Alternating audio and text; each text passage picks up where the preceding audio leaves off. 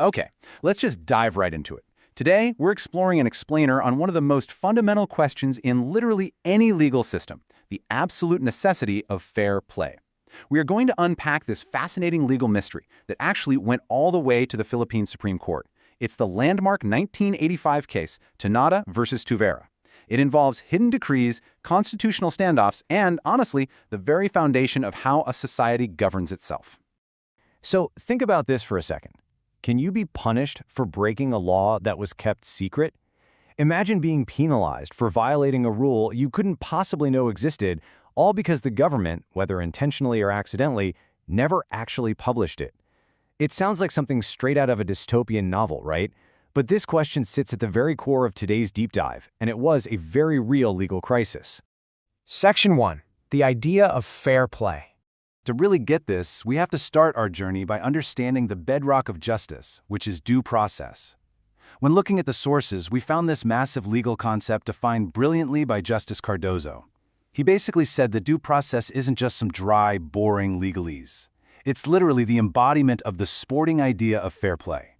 It means freedom from arbitrariness. It demands that government action can't just outrun the bounds of reason and result in sheer oppression. Essentially, the government has to play by a fair set of rules, just like the rest of us. For any law or government action to actually be valid, it has to check some specific boxes. First, it's got to be prescribed by legitimate legislative power. Second, it has to be reasonable in its operation. Third, it needs to be enforced through regular, predictable procedures. And finally, it has to apply equally to all citizens in a given class. If a law fails these tests, well, it crosses that line from justice into sheer oppression. Section 2. Vagueness and unbridled discretion. You know, a huge part of fair play is simply clarity.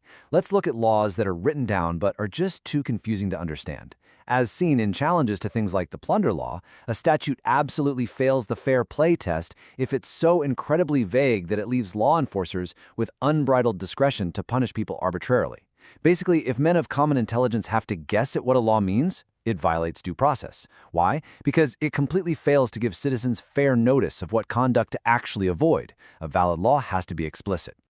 And what's brilliant is that this illustrates how fair notice isn't just reserved for massive constitutional crises. It literally applies everywhere. Take the Flames Union election case from our source material. In that dispute, union members were disqualified from running an election based on a totally incorrect application of rules. They bypassed the required expulsion proceedings entirely. So these folks were ousted without a single chance to properly defend themselves or even get their protests heard. The authorities actually stepped in and annulled that election because due process and fair notice were violated. It just goes to show, from the smallest union vote to the highest laws of the land, you cannot bypass fair procedures. Which brings us to Section 3, the secret laws problem. Because what happens when the government itself actually hides the rules?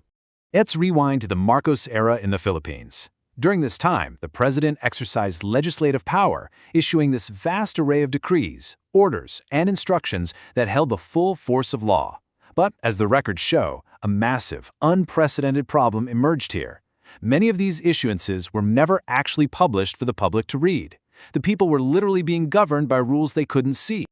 Just to give you an idea of the scale we're talking about, presidential decrees numbered all the way into the thousands, up to PD 1939 to be exact.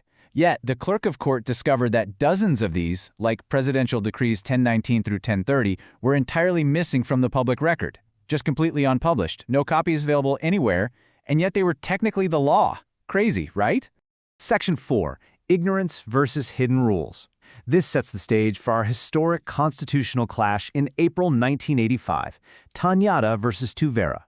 You had human rights champions Lorenzo M. Tañada, Abraham F. Sarmiento, and the MABINI lawyers taking on Honorable Juan C. Tuvera, the president's executive assistant, along with officials like Melquiades P. de la Cruz from the Malacañang Records Office and Florendo S. Pablo from the Bureau of Printing.